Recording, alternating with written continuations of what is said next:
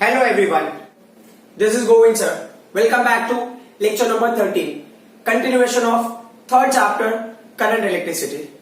Today we are going to discuss about applications of Wheatstone bridge. So एक application है meter bridge. So we are going to discuss about this. So before discussing that one, just I'll continue with the Wheatstone bridge. What did we do in that class? So you can see this is the Wheatstone bridge. In this case we are assuming this is the power supply which is going to release current capital I. ठीक है. अब क्या होता है कि अगर ये branch से कैपिटल आई, यहां तक करंट कैपिटल आई करंट मिल रहा है, तो you are getting current to this one as I1 and to this branch you get current I2. Suppose if network is not balanced, अगर नेटवर्क बैलेंस नहीं होगा तो क्या होगा, once it will reach to this particular point, current will enter to this, it will be the current passing through galvanometer, correct? So current will pass through galvanometer and you get the things, but there will be deflection in galvanometer. So deflection in galvanometer will represent there's a flow of current and network is not balanced. But अगर network balanced होता है, then what will happen? Current in the galvanometer will be zero. When we are assuming network to be balanced, then Ig will be zero. अगर Ig zero होगा, then what will happen? The current which is passing through this branch will not flow through galvanometer, will come to this branch. So BC branch से भी current I1 ही flow होगा. Similarly, when you are talking about this AD branch, it is carrying current I2. There is no flow of current in galvanometer, so that's why it will go to this branch. So this branch will become I2 होगा. Now as you can see, there is no flow of current in this branch. So what do you mean by this term? It's mean that the potential at point C and potential at point D will be what? Same. Because when the potential is same, there is no potential difference. When there is no potential difference, there is no flow of current. So we will get one point. The potential at point C should be equal to potential at point D. A Wheatstone network का criteria है. तो ये first condition है, this is the second condition, that there should not be any flow of current through galvanometer, plus the potential at the ends of galvanometer should be same. अब उसके बाद हम आ जाते हैं next point पे. तो अब इस condition के हिसाब से अगर आप मान लो ये particular part को आप ले लो resistance R1 and this one you are taking as the resistance R3, this you are taking as the resistance R2 and this you are taking as the resistance R4. So rule के हिसाब से क्या होता है, upper left is R1, upper right that is R3, upon lower left that is R2, upon lower right that is what, R4. तो Wheatstone network में इसी format में हो ऐसा कंपलसरी नहीं है. Wheatstone नेटवर्क के पैटर्न चेंज हो सकते हैं. तो as you can see this one, यहां पे देखो आप, तो ये जो पर्टिकुलर एंड है इसको आपने A ले लिया, यहाँ पे जो ये है ये इसको B ले लो, ठीक है. गैल्वेनोमीटर के बिफोर जो पॉइंट है वो C हो गया, गैल्वेनोमीटर के आफ्टर जो पॉइंट है D हो गया. तो एज यू कैन सी ना A is over here, B is over here, C will be in this way and D यहाँ पे बीच में galvanometer. Then R1 will appear to this particular place, R3 will appear to this particular place, R2 this place and R4 to this place. So again same criteria, current I will split into two parts. So through I1 current I1 will pass, through I2 current I2 will pass, correct? So like that only, means the way we did in Wheatstone network. So I1 current flowing through R1. If network is balanced, so no flow of current, and the same current will continue through R3 as I1 and same current will continue through R4 as I2 for this branch part. Clear? So this is also Wheatstone network. When you are finding this condition, you can see R1 upon R3 is equal to R2 upon R4. Same criteria. Upper left upon upper right is equal to lower left upon lower right. अब problem कैसा होता है कि when we are considering about this condition in a different way, application of Wheatstone network, तो compulsory है कि ना R2 and R3 की जगह पे आपको हमेशा रेजिस्टेंस ही मिले, वहां पे वायर भी मिल सकता है. सो वायर अगर होगा तो कैसे वो रेजिस्टेंस रिलेट होगा, तो you must have seen this formula कि resistance depends on the length of wire. So how is the resistance depending on the length of wire, that you see. So you have seen formula R is equal to rho into L by A. So if the wire is having resistivity, wire is having length and area of cross section, then that wire will have some resistance. तो यहाँ पे अगर सिर्फ wire भी होगा ना ये particular branch में, ये ब्रांच में अगर वायर भी होगा तो भी चलेगा, यहाँ पे भी वायर होगा तो भी चलेगा. तो metre bridge is based on that concept. तो अब हम आ जाते हैं मीटर ब्रिज पे. तो मीटर ब्रिज के लिए क्या क्राइटेरिया, सबसे पहले मीटर ब्रिज इज बेसिकली एक होता है आपके पास, एक होता है वुडन प्लैंक. वो वुडन प्लैंक के ऊपर आप ना मेटालिक स्ट्राइप्स यूज करते हो, मेटालिक स्ट्राइप्स. अच्छा वो मेटालिक स्ट्राइप्स ना किसी भी मेटल का ले सकते हो आप, जैसे लाइक आप कॉपर ले सकते हो, एल्यूमिनियम ले सकते हो, सिल्वर गोल्ड जो भी है आपके पास, यू कैन टेक एनीवन, ठीक है. जनरली ना जो डे टू डे लाइफ में हम यूज करते हैं ना वो है ब्रास का, जो आप प्रैक्टिकल के लिए लैब में यूज करते हो. ये आप ना प्रैक्टिकल में करोगे. सो क्या होता है, cost is also playing very important role.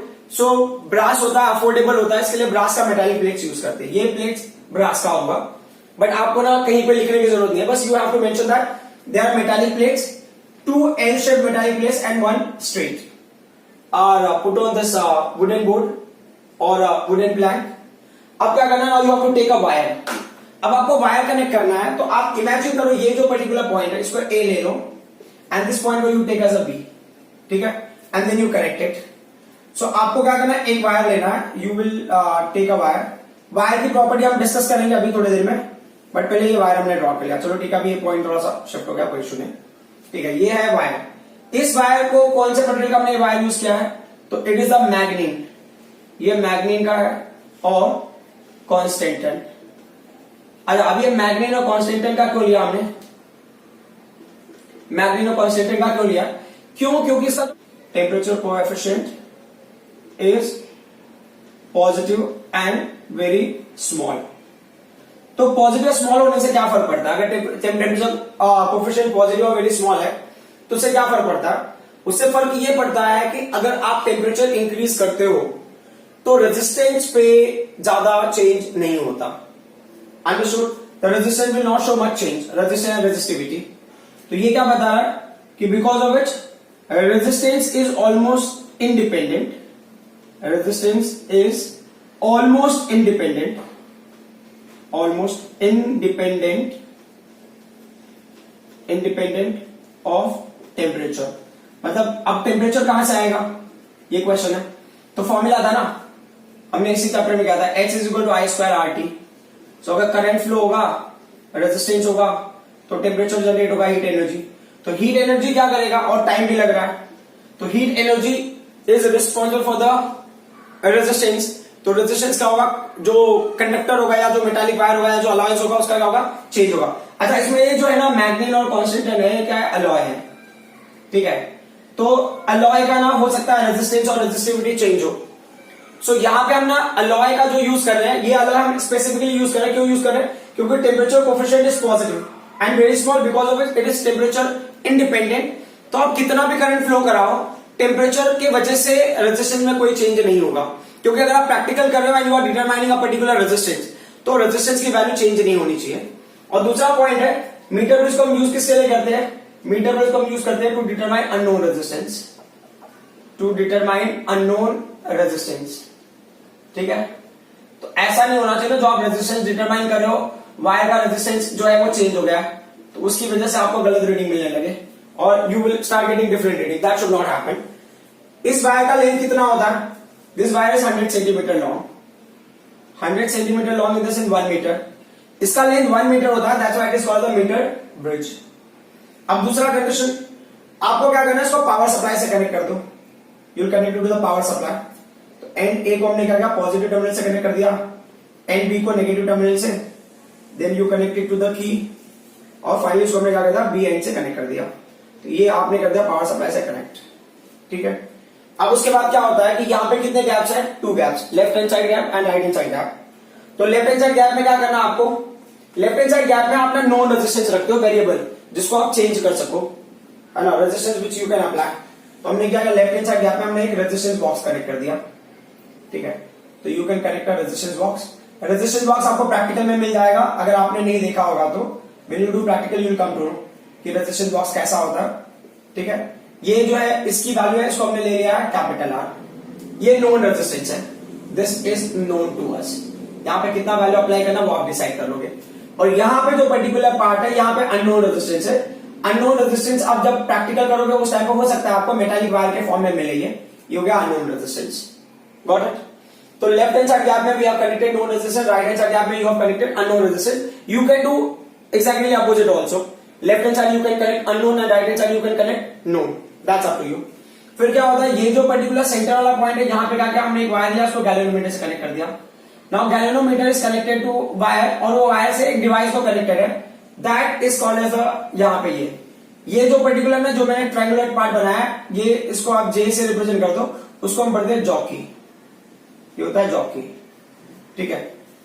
Jockey क्या होता है कि वो हाइलाइटर होता है ना, हाइलाइटर जैसा डिवाइस होता है, उसको क्या करना है आपको, इस पे टैप करना है। टैप करने से एक कनेक्शन फॉर्म हो जाएगा और रिस्टोर नेटवर्क टाइप का कुछ कंडीशन मिल जाएगा। लाइक ना ये R1 है, R2 है, तो यहाँ पे R1 एंड R2 हो गया, ठीक है। ऐसा ही सेट ना यहाँ पे आपको R1 एंड R3 या R2 एंड R4 है, ये गैल्वेनोमीटर को जो कनेक्ट है ना जॉकी, तो उसको आप शिफ्ट कर सकते हो। मतलब वो तब तक, जैसे मैंने यहाँ बताया ना आपको कि अगर नेटवर्क बैलेंस नहीं होगा तो there will be flow of current in galvanometer. तो ये जो जॉकी होता है ना, जॉकी को आप एंड ए पे टैप कर सकते हो, एंड बी पे टैप कर सकते हो। तो एंड ए पे टैप करोगे नेटवर्क बैलेंस नहीं होगा, गैल्वेनोमीटर डिफ्लेक्शन दिखाएगा। बी पे टैप करोगे नेटवर्क बैलेंस नहीं होगा, फिर डिफ्लेक्शन दिखाएगा, मतलब there is a flow of current. फिर क्या होता है, जैसे आप ना एंड ए से आप बी की तरफ टैप करते चले जाते हो, ठीक है, तो आपको पता चलता है कि जो डिफ्लेक्शन है ना, मान लो कि अगर डिफ्लेक्शन ऐसे जा रहा है तो डिफ्लेक्शन की क्वांटिटी क्या होगी, धीरे धीरे कम होती जाएगी। अच्छा, गैल्वेनोमीटर पे भी थोड़ा सा फोकस कर लेते हैं, बेटर होगा। गैल्वेनोमीटर के सेंटर पे होता है, यहाँ पे 0 है, ऐसे दिया इन्होंने 10 दिया है, फिर ये 20 दिया है, फिर यहाँ पे क्या दिया है 30 दिया है, बराबर। Same thing you get like this, fine. तो गैल्वेनोमीटर इस साइड में डिफ्लेक्शन दिखा रहा है, मतलब वो अलग करंट कनेक्शन होगा, इस साइड में दिखा रहा है मतलब करंट कनेक्शन चेंज हो गया। जब 0 पे होगा मतलब कोई करंट फ्लो नहीं हो रहा। तो जब आपने उसको एंड ए पे टैप किया, गैल्वेनोमीटर एक पर्टिकुलर डायरेक्शन में डिफ्लेक्शन दिखाएगा, एंड बी पे टैप किया एक्जैक्टली ऑपोजिट में दिखाएगा, ठीक है। तो जैसे आप एंड ए से आप टैप करते हुए जा रहे हो तो डिफ्लेक्शन का जो क्वांटिटी धीरे धीरे कम हो रहा है। पॉइंट जे पे जब आता होगा, वो ऐसा हमारा अजम्पशन है, पॉइंट जे पे जब आता होगा, या ये पॉइंट जे नहीं, ये जॉकी है बेसिकली, ये पॉइंट का नाम क्या वहां मेंशन करेंगे। तो जब ये पॉइंट इस पॉइंट पे आता होगा, इस पॉइंट को आप ले लो डी, जब ये पॉइंट डी पे आता होगा तो there is a possibility deflection galvanometer is what 0, मतलब गैल्वेनोमीटर कोई डिफ्लेक्शन नहीं दिखा रहा है। Galvanometer is not showing any deflection, it's mean that अभी नेटवर्क क्या हो गया, बैलेंस हो गया। तो जहां पे ये कनेक्टेड है उस पॉइंट को आप ले लो सी। तो अब अगर आप नोटिस करोगे तो it is very similar to restore network only. यहाँ पे R1 हो गया अपर लेफ्ट, X हो गया, सॉरी R हो गया अपर लेफ्ट एंड X हो गया अपर राइट। अब यहाँ पे AD का रेजिस्टेंस हमें निकालना है और BD पार्ट का रेजिस्टेंस निकालना है, ठीक है। सो अब देखो, जैसा मैंने बताया कि ये टेम्परेचर इंडिपेंडेंट है, क्योंकि इसका जो टेम्परेचर कोफिशिएंट है positive and very small value, तो टेम्परेचर चेंज होने से उसके रेजिस्टेंस में कोई फर्क नहीं पड़ता। अगर फर्क पड़ता होगा तो वेरी नेग्लिजिबल। एक और चीज होता है कि जब भी आप प्रैक्टिकल करते हो ना, हो सकता है शायद आपको ना जो अलॉय है वो स्पेसिफिक मटेरियल का नहीं हो, मतलब जिस मटेरियल का चाहिए हमें, जो अलॉय चाहिए, अगर उसमें कोई वेरिएशन होगा तो हो सकता है because of change in temperature your reading will not come properly. ये पॉसिबिलिटीज है, बट प्रैक्टिकली जब हम प्रॉपर अलॉय यूज करेंगे तो there will not be any kinds of change. तो आप इमेजिन कर लो कि ए से डी तक का जो लेंथ है उसको आपने ले लिया L, and what is the length from B to D. अब टोटल लेंथ कितना 100 सेंटीमीटर, तो रिमेनिंग पार्ट का लेंथ हो जाएगा 100 माइनस L। अब इसको हम क्या करेंगे, रिलेट करेंगे व्हिटस्टोन नेटवर्क के हिसाब से। तो व्हिटस्टोन नेटवर्क, ये पार्ट मैं रब कर देता हूं, ठीक है। व्हिटस्टोन नेटवर्क के हिसाब से क्या हमको मिल रहा है, व्हिटस्टोन नेटवर्क का क्राइटेरिया बहुत सिंपल सा है कि जो R का वैल्यू है अपॉन जो X का वैल्यू है is equal to resistance for RAD, A से डी पार्ट का, and resistance for BD part. तो अगर आपको बताना RAD क्या है, तो RAD क्या है, resistance of wire, resistance of wire AD, और RBD क्या है, ये रेजिस्टेंस है किसका, resistance of wire BD। Got it. अब रेजिस्टेंस का जनरल फॉर्मूला क्या होता है, rho into L bye A।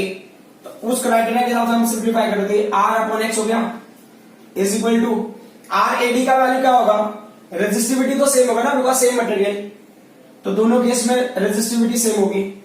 जो लेंथ ऑफ वायर है AD वाले का वो क्या है, हमको मेजरमेंट से L मिला है, ठीक है। और फिर एरिया क्रॉस सेक्शन क्या है A। अच्छा, एरिया ऑफ क्रॉस सेक्शन से याद आया, यहां पे ये जो पर्टिकुलर पार्ट है uniform area of cross section, uniform area of cross section of wire. Wire का क्रॉस सेक्शन एरिया जो area of cross section that should be uniform. Uniformity क्यों होनी चाहिए, क्योंकि अगर यूनिफॉर्मिटी नहीं है तो एरिया बदलता रहेगा हर जगह पे। मे बी रेजिस्टिविटी सेम है, आपने सेम अमाउंट ऑफ लेंथ भी ले लिया, मान लो यहां पे ये 5 सेंटीमीटर ले लिया, सो अगले वाले का रेजिस्टिविटी थोड़ा सा थिकनेस चेंज हो गया। जब वहां पे आप ले रहे हो तो ये 5 पार्ट का अलग रेजिस्टेंस होगा, इस 5 सेंटीमीटर का अलग रेजिस्टेंस होगा, तो resistance will also not show uniformity in its value. So इसके लिए यूनिफॉर्मिटी के लिए क्या करना, मतलब to have a uniformity in the value of resistance, हमको क्या करना पड़ेगा, यूनिफॉर्म वायर लेना पड़ेगा, wire of uniform area of cross section. So दूसरा point, area of cross section uniform है तो कैपिटल ए हो जाएगा, what will be the length for the remaining part, that is what 100 minus L. ठीक है, अब इसमें क्या करना है, आप ना जैसे कैंसिलेशन करना है तो कर सकते हो, बट एक और चीज है, एक और पॉइंट मुझे इंट्रोड्यूस करना, जो रो अपॉन ए है ना उसकी वैल्यू का आप ले लो सिग्मा, तो ये क्या होगा एल अपॉन क्या हो जाएगा सिग्मा इंटू 100 माइनस एल। ठीक है, अब थोड़ा सिग्मा के ऊपर हम लोग देख लेते हैं क्या होता है। तो जैसे आपको पता है ना आर इज इक्वल टू क्या होता है रो इंटू एल बाय ए होता है। ठीक है, तो अगर मान लो आप रो बाय ए ले रहे हो तो यहां पे क्या होगा, ये हो जाएगा आर बाय एल हो जाएगा, ये वैल्यू को हमने लिया सिग्मा। तो उस हिसाब से सिग्मा क्या हो गया, sigma is a resistance per unit length, resistance per unit length, मतलब 1 सेंटीमीटर का रेजिस्टेंस कितना होगा ये उसका इंफॉर्मेशन देगा। ठीक है, जैसे अभी कभी कभी क्या होगा ना, जब न्यूमेरिकल सॉल्व करोगे उस टाइम मेंशन क्या रहेगा, बोलेगा ना कि चलो ठीक है x सेंटीमीटर है पर x ओम है पर सेंटीमीटर, x ओम है पर सेंटीमीटर, मतलब 1 सेंटीमीटर लेंथ का रेजिस्टेंस है x ओम, तो वैसे 10 सेंटीमीटर का क्या होगा 10 ओम होगा, 20 सेंटीमीटर का 20 ओम होगा।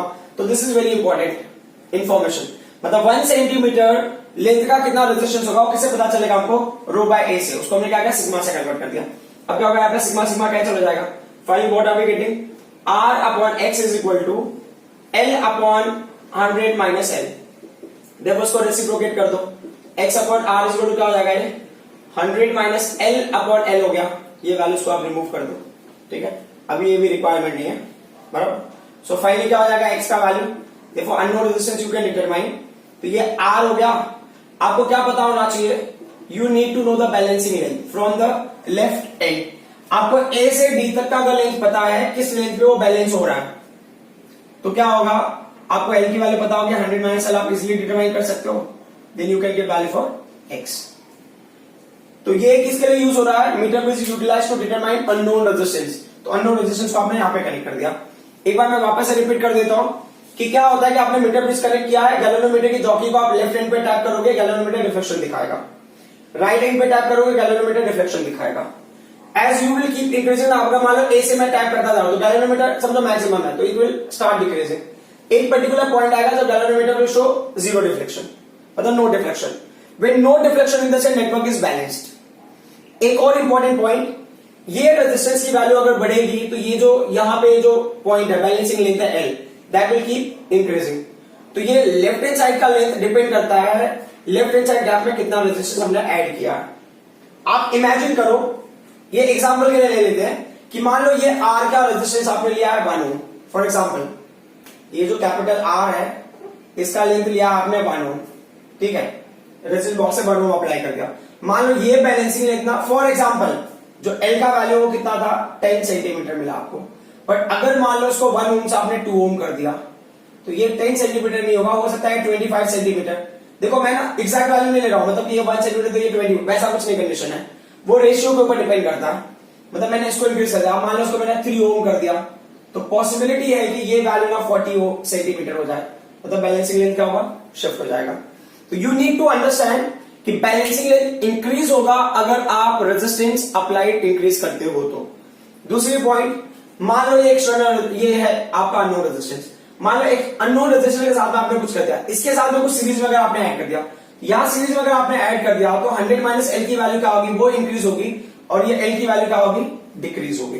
That you need to understand, जिस साइड का रेजिस्टेंस बढ़ेगा उसके रिस्पेक्ट में जो लेंथ होगा वो क्या होगा, इंक्रीज होगा।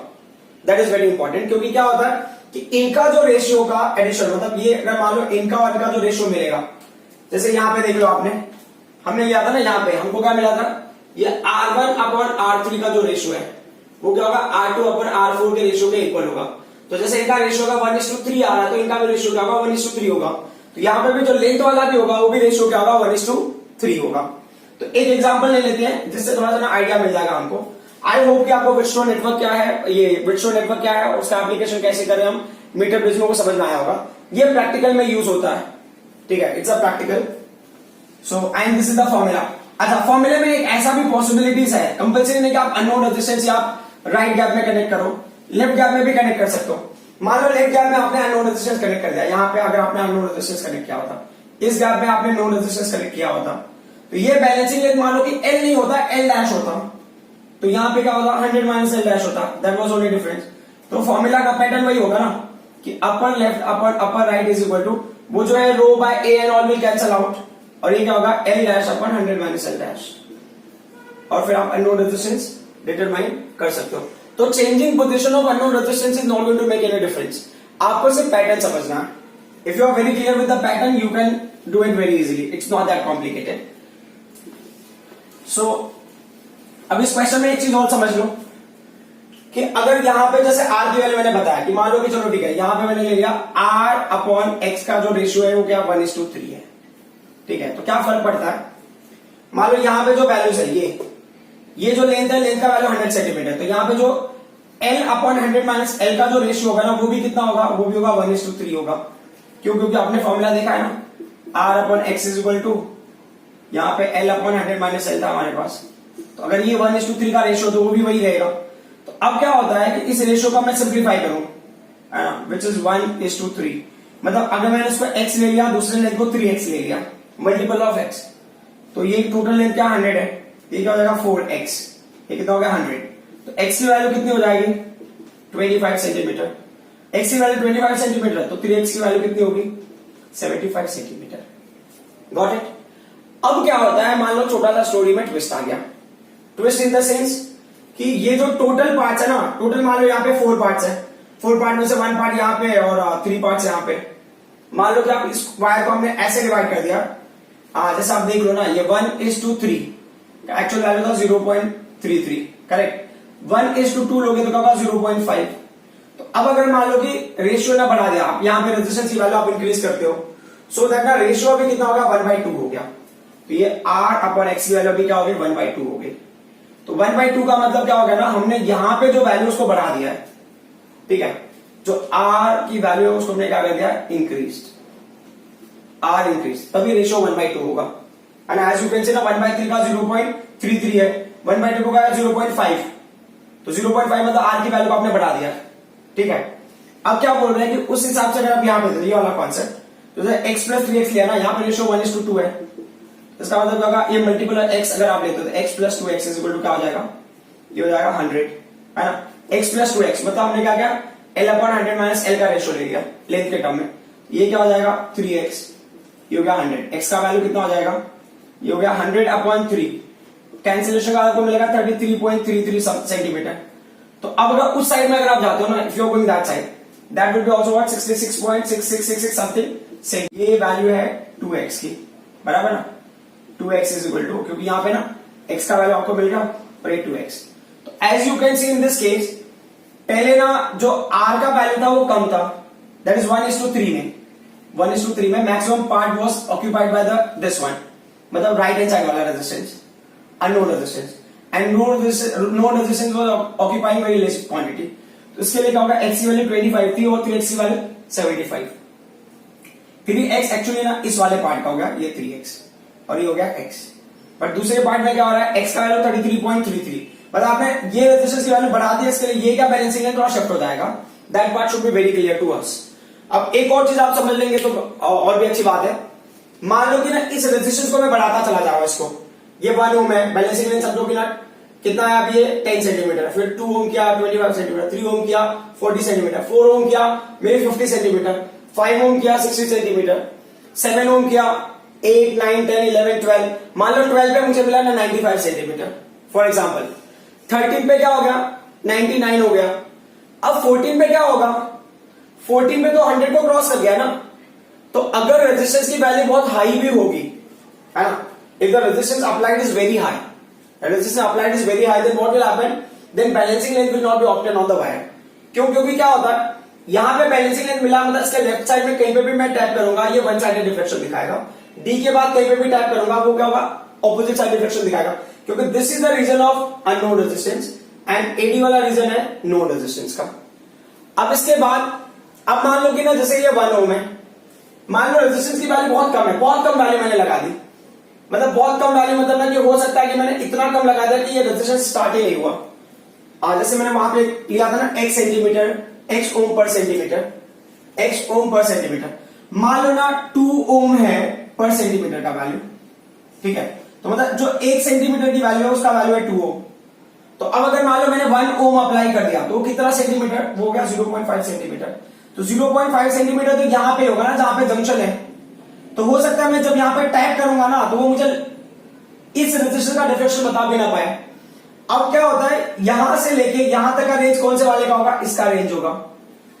तो ये पॉइंट पे टैप करोगे तो समझो लेफ्ट में डिफ्लेक्शन दिखाएगा, कहीं पे भी टैप करो लेफ्ट में डिफ्लेक्शन दिखाएगा। राइट में डिफ्लेक्शन कहां से कहां दिखाएगा, राइट में डिफ्लेक्शन के लिए वो पॉइंट होगा 0 to 0.5 सेंटीमीटर। तो 0 to 0.5 सेंटीमीटर आपको दिखेगा नहीं properly, then you can't find out the balancing point. तो आपको ऐसा लगता है कि आपका डिवाइस प्रॉपर्ली फंक्शन नहीं कर रहा है। तो there can be two reason because of which galvanometer will show one sided deflection. पहला रीजन तो ये होगा maybe you applied very low resistance और you applied very high resistance, that should not happen. तो कभी ना आपने resistance apply कर दिया तो रेजिस्टेंस की वैल्यू को चेंज करके देखो। आपको लग रहा है कि रेजिस्टेंस की वैल्यू कम है तो यू इंक्रीज, आपको लग रहा है रेजिस्टेंस आपने ज्यादा अप्लाई कर दिया तो यू डिक्रीज। तो you try in both ways, by increasing by decreasing. फिर आपको देखना कि डिक्रीज करने से अगर डिफ्लेक्शन में आपका दिखाई देने लगा है तो इसका मतलब you have to decrease little more. समझ में आ रही बात? तो ये आपका कंडीशन हो गया। अब एक दो न्यूमेरिकल कर लेते हैं इसको बेस्ड। सो सबसे सिंपल सा क्राइटेरिया, जब भी आप न्यूमेरिकल सॉल्व करते हो तो आपको इतना टेंशन नहीं होता है, डायग्राम यही हमें यूज करना है, there will not be any kinds of change. तो मैं क्वेश्चन रीड करता हूं एंड यू विल सी कि क्या क्राइटेरिया है। ठीक है, सो क्वेश्चन है फर्स्ट क्वेश्चन। चलो ठीक है, पहले देख मैं रफली कोई ऐसे जनरल वैल्यू से ले लेता हूं कि मान लो आर का वैल्यू जो ना, आर का रेजिस्टेंस आपको निकालना है। ये कोई अभी एक्स और ये छोड़ दो आप, यहां पे दो रेजिस्टेंस है। ठीक है, जो लेफ्ट गैप में रेजिस्टेंस है वो आर है, जो राइट गैप में रेजिस्टेंस है वो क्या है, एस है। ठीक है, अभी क्या बोल रहे हैं कि जो एस का रेजिस्टेंस है ये कितना है, 2 ओम है, और आर का रेजिस्टेंस क्या है, अननोन है। And then they are saying ये जो बैलेंसिंग लेता है ना ये कितना है, 30 सेंटीमीटर है। 30 में चलो 40 ले लेते हैं, ये 40 सेंटीमीटर है। बस इतना ही इंफॉर्मेशन दिया है कि they are saying the left gap unknown resistance and right gap 2 ohm resistance connected, so that from the end A it is showing a balance at 40 centimeter। एक चीज तो समझ में आ गया कि L की वैल्यू क्या होगी, 40 centimetre, correct. And what's the value for 100 minus L, 100 minus L की वैल्यू क्या हो जाएगी, सो 100 माइनस L का वैल्यू होगा 60, तो 100 माइनस 40 दैट इज 60। वो कैलकुलेट करने की भी जरूरत, आपको डायरेक्टली पता चल जाएगा। फॉर्मूला क्या हमारे पास, फॉर्मूला है upper left upon upper right, upper left upon upper right equal to lower left upon lower right. Lower left में ये लेंथ है तो 100 minus L upon 100 minus L। R का वैल्यू कहां रहने दिया, S की वैल्यू 2 हो गई, L का वैल्यू कितना है 40 है, और 100 माइनस L का वैल्यू कितना है 60 है। R का वैल्यू कितना हो जाएगा 40 अपॉन 60 इंटू 2। ठीक है, कैंसिलेशन, ये 2 3 बराबर, तो ये कितना, ये कैंसिल हो गया, तो ये कितना होगा 4 अपॉन 3 हो गया ना, करेक्ट। तो ये 22 एंड 23 तो 4 अपॉन 3 हो गया, तो ये क्या हो जाएगा, कैंसिल होगा 1.33, करेक्ट, ओम। अननोन रेजिस्टेंस की वैल्यू हो गई 1.33 ओम। अब इसको थोड़े दूसरे लेवल पे डिस्कस कर लेते हैं। सो हो सकता है कि आपको ना थोड़े से इक्वेशनल टाइप में कंडीशंस हो गए, इक्वेशंस वगैरह बनाना है। तो अब जो मैं क्वेश्चन ले रहा हूं उसमें 2 केसेस मिलेंगे आपको, उन 2 केसेस के हिसाब से आपको बढ़ना है आगे। तो क्वेश्चन क्या है, हाँ चलो ठीक है, क्वेश्चन दिखा। क्वेश्चन में अच्छा आर एस ही लिया हुआ है तो कोई इशू नहीं है, आर एस लिया तो कोई टेंशन की जरूरत नहीं है। फिर क्या बोला, in a metre bridge experiment null point is found to be at a distance of 60 centimetre from A. मतलब एंड ए से, ये एंड ए से, जो एंड ए से है यहां से 60 सेंटीमीटर है। इतना मुझे समझ में आ गया कि एल की वैल्यू क्या होगी 60 सेंटीमीटर। तो 100 माइनस एल भी आपको समझ में आ गया रहेगा, उसकी वैल्यू कितनी होगी 40 सेंटीमीटर। ठीक है, if now a resistance of 50 ohm is connected in series with S, अरे 50 ने 5 ओम, सॉरी। तो पहले ना ये 2 केसेस है, पहले केस में कहा फर्स्ट केस, मैं लिख लेता हूं फर्स्ट केस अभी हमने देखा, मतलब R अपॉन S का रेशियो कितना मिला हमको 60 अपॉन 40 मिला, कैंसिलेशन करके कितना हो गया 3/2 हो गया। ये हो गया आपका क्वेश्चन नंबर 1। अब दूसरे केस में क्या बोल रहे हैं, now resistance of 5 ohm is connected in series with S। इसके साथ में ना कोई रेजिस्टेंस सीरीज में कनेक्ट हो गया, अब ये 2 नहीं है, सीरीज में कनेक्ट हो गया। तो क्या हो गया, balancing length is balance, sorry null point occurs at 50 centimetre. तो अगर जैसे ना इसमें सीरीज में कनेक्ट हो गया तो नल पॉइंट अब 50 सेंटीमीटर पे आकर हो रहा है। तो अब समझने वाली बात है, पहले हम लॉजिकली समझ लेते हैं क्या है, उसके बाद तो हमें करना ही है। मान लो ये आर और एस है, तो एस के साथ में कुछ सीरीज में कनेक्ट हो गया, ठीक है। सेकेंड केस ले लेते हैं, सेकेंड केस, तो थोड़ा एनालाइज करने में आसानी होगी। सेकेंड केस में क्या हो गया कि जो एस है ना उसके साथ में कुछ सीरीज में कनेक्ट हो गया। अच्छा, यहाँ पे क्या होगा, जब सीरीज में कनेक्ट होगा ना तो उसको आपने को आर एस मतलब रेजिस्टेंस इन सीरीज, और ये जो आर की वैल्यू तो आर ही रहेगी। तो देखो एक सिंपल सी बात है कि एस के साथ में कुछ सीरीज में कनेक्ट हो गया तो इसका रेजिस्टेंस बढ़ेगा, इसका रेजिस्टेंस बढ़ेगा, उसका बैलेंसिंग लेंथ बढ़ेगा। तो यहां पे बैलेंसिंग लेंथ बढ़ेगा, बट कंपेरेटिवली इसका बैलेंसिंग लेंथ क्या होगा, कम होगा। तो अब क्वेश्चन में क्या बोल रहा है कि जब यहां पे आर को आर रहने दिया है, एस के साथ में हमने 5 ओम को सीरीज में कनेक्ट कर दिया, तो बैलेंसिंग लेंथ 50 पे हो जाता है। मतलब जो 60 था ना वो 60 से शिफ्ट होकर इधर आ गया। क्यों शिफ्ट होकर इधर आ गया, क्योंकि यहां पे रेजिस्टेंस बढ़ गया तो इसका रेंज बढ़ेगा। मतलब एस का रेंज 40 से क्या हो गया, 50 हो गया, और जो आर का रेंज था वो 60 से कितना हो गया, 50 हो गया। क्यों, क्योंकि कंपेरेटिवली आर की वैल्यू कम हो गई। पहले जो भी रहा होगा इसको बढ़ा दिया आपने तो कंपेरेटिवली ये कम हो जाएगा। तो अब ये हो गया आर एस। मैंने आर एस क्यों लिखा आप समझ जाओगे। बैलेंसिंग लेंथ कितना पे है, 50 और 50 पे, ठीक है। तो अब आर एस की जगह हमने क्या लिखा, आर एस। आर एस कब मिला हमको, जब हमने एस में क्या किया, 5 ओम रेजिस्टेंस को सीरीज में कनेक्ट किया, ठीक है। ये क्या कैंसिलेशन करके 1 हो जाएगा, तो ये होगा आर अपॉन ये क्या हो गया, R upon S plus 5 equal to 1। हमने आर एस की वैल्यू पुट कर दी। अगर मान लो ये पैरेलल में होता तो हम यहां पे पहले आरपी लिखते, आरपी लिखने के बाद आरपी को सिंप्लीफाई करते फिर उसकी वैल्यू पुट करते, वो चीज को आप ध्यान देना, otherwise you will go wrong. तो अब इस पॉइंट को हमने सिंप्लीफाई कर दिया, आपका आर इज इक्वल टू होगा एस प्लस 5 हो गया, बराबर। इसको आप ले लो इक्वेशन नंबर 2। अब क्या करना है, कोई एक वैल्यू पुट कर दो, या तो आर की वैल्यू पुट कर दो या तो एस की वैल्यू पुट कर दो।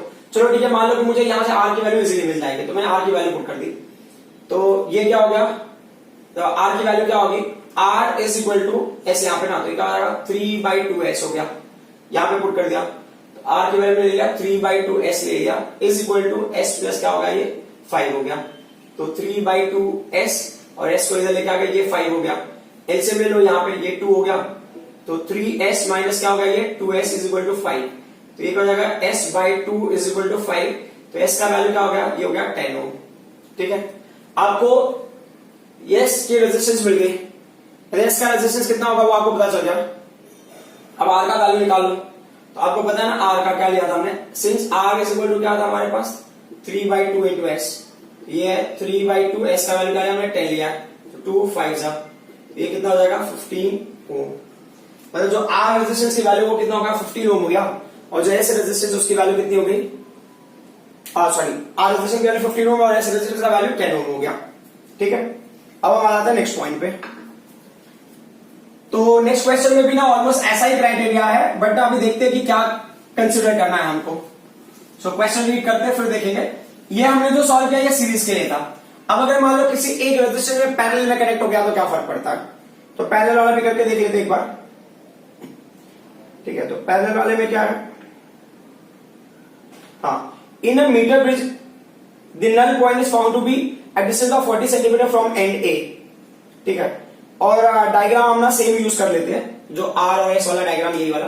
तो बोल रहे हैं नल पॉइंट ना एंड ए से 40 सेंटीमीटर पे, तो ये 40 होगा एल की वैल्यू, 100 माइनस एल की वैल्यू कितनी हो जाएगी 60 हो जाएगी। तो अब ये क्या होगा फर्स्ट कंडीशन, तो आर अपॉन एस का वैल्यू कितना होगा 40 अपॉन 60, तो 20 से कैंसिलेशन करेंगे तो 22 जा 23 जा, ये होगा आपका इक्वेशन नंबर 1। सेकेंड केस क्या है, सेकेंड केस में बोले if the resistance of 12 ohm is connected in parallel with S, S के साथ में कोई रेजिस्टेंस पैरेलल में कनेक्ट कर दिया।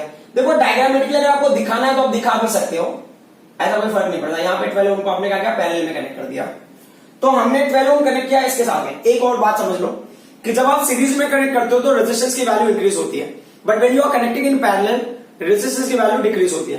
तो अब ये रेजिस्टेंस डिक्रीज होगा, मतलब इस साइड का जो बैलेंसिंग लेंथ है ना वो क्या होगा, कम होगा। कंपेरेटिवली वो रेजिस्टेंस बढ़ेगा तो उसका बैलेंसिंग लेंथ क्या होगा, इंक्रीज होगा। मतलब ये 60 से डिक्रीज होगा और ये 40 से क्या होगा, इंक्रीज होगा। तो देखते हैं बैलेंसिंग लेंथ कहां पे है। एक्चुअली ये क्वेश्चन ना सेम ईयर में पूछा था एज अ ऑल्टरनेट ऑप्शन, मतलब ये ऑप्शन एक सेट में ये तो दूसरे सेट में क्या ऑप्शन है, तो ये दूसरे सेट का ऑप्शन था, वो फर्स्ट सेट का ऑप्शन था, वैसे करके। तो अब क्या हो गया सेकेंड केस में, बोले एस को हटा के if resistance of 12 ohm is connected in parallel with S, S के साथ में 12 ओम को पैरेलल में कनेक्ट कर दिया। The null point occurs at 50 centimetre, तो जो नल पॉइंट है ना 50 सेंटीमीटर पर अकर, मतलब पहला वैल्यू 50 है तो दूसरी वैल्यू भी 50 हो जाएगी। L 50 100 minus L is also 50। ये क्या होगा, इसको हमने R लिया, बट एस की जगह क्या लिखेंगे हम लोग, आरपी लिखेंगे। आरपी क्यों लिखा हमने वो समझ लेते हैं, क्योंकि ये ना पैरेलल वाला हो गया ना। अब वो पैरेलल की जो वैल्यू है, तो आरपी का वैल्यू क्या होता है, आरपी का क्राइटेरिया वेरी सिंपल कि होगा first resistance into second resistance upon what, first resistance plus second resistance. अब उस वैल्यू को डायरेक्टली यहां पुट करो तो चीजें थोड़ी सिंपल हो जाएंगी। क्या होगा 12 इंटू एस अपॉन क्या हो जाएगा, ये 12 प्लस एस हो गया, इसको ब्रैकेट में रख लो, इज इक्वल टू ये वैल्यू क्या होगा, 1 हो गया कैंसिलेशन के बाद। अब ये पूरी वैल्यूज को इधर लेके आ जाओ तो क्या होगा, आर इज इक्वल टू ये पूरा ब्रैकेट वाला वैल्यू इधर आ जाएगा, 12 इंटू एस अपॉन क्या होगा, ये 12 प्लस एस हो गया। तो अब ये क्या कह रहे हैं ना, अब इसमें से किसी एक की वैल्यू पुट करो। तो हम क्या करते हैं, यहां पे दिख रहा है ना आपको आर की वैल्यू, आर की वैल्यू वहां सॉफ्टनिंग कर लेते हैं। आर की वैल्यू क्या होगी वहां से, तो आर इज इक्वल टू हो जाएगा 2/3s हो जाएगा। Got it. तो अगर उसकी वैल्यू पुट करोगे तो क्या मिलेगा अभी आपको, विल सी। हाँ, तो ये वैल्यू आपको मिला यहाँ पे, ये आर की हमने क्या लिखा, 2/3 लिखा, 2/3s लिखा, ठीक है। So at place of R we are taking 2/3s, ठीक है। और ये क्या होगा, 12 into S upon 12 plus S हो गया। तो यहां पे ये एस और एस की वैल्यू कैंसिल हो गई। अब क्रॉस मल्टीप्लीकेशन कर लो तो 2 विल मल्टीप्लाई विद दिस 12, तो 24 प्लस क्या होगा, ये 2s हो गया, is equal to 3 will multiply with this, तो 12 3 जा 36। अब ये 2s को यही रहने दिया, तो 36 माइनस क्या होगा 24, ये कितना हो जाएगा 12 हो जाएगा, तो 2s, s का वैल्यू कितना होगा 6 ओम, ठीक है। अब हमें किसकी वैल्यू निकालें, r की वैल्यू निकालें, तो r का वैल्यू कितना हो जाएगा 2/3 इंटू एस, 2/3 इंटू 6, सो 3 2 जा, तो r की वैल्यू कितनी हो जाएगी 4 ओम, ठीक है। सो ये चीज आप देख सकते हो कि अगर आपको कभी सीरीज और पैरेलल में पूछ दिया तो आपको समझना है कि किस तरह से हमें सिंप्लीफाई करनी पड़ेगी चीजों को।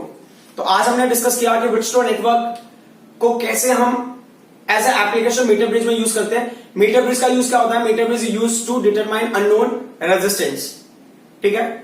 और मीटर ब्रिज में जो हम वायर यूज करते हैं वो मैग्नीन और कॉन्स्टेंटन का होता है। Why do we use manganin and constantan, because it's a specific alloy which is temperature independent, उसका टेम्परेचर कोफिशिएंट बहुत स्मॉल होता है प्लस पॉजिटिव होता है, तो जिसकी वजह से क्या होगा, टेम्परेचर चेंज होने से रेजिस्टेंस में कोई फर्क नहीं पड़ता। That's why we are using those alloy. दूसरी पर्टिकुलर पॉइंट कि अगर आप एक पर्टिकुलर साइड का रेजिस्टेंस इंक्रीज करते हो तो करस्पॉन्डिंग जो लेंथ होगा वो भी क्या होगा, इंक्रीज होगा। एक पर्टिकुलर साइड का रेजिस्टेंस आप डिक्रीज करते हो तो करस्पॉन्डिंग जो लेंथ होगा वो भी क्या होगा, डिक्रीज होगा। That you need to understand. So ऐसे बहुत सारे न्यूमेरिकल्स जो इन कॉन्सेप्ट पे बेस्ड है उनको हम सिंप्लीफाई कर सकते हैं। फिलहाल के लिए हम यहीं पे वाइंड अप करते हैं। I hope whatever I explained you people understood. Thank you very much.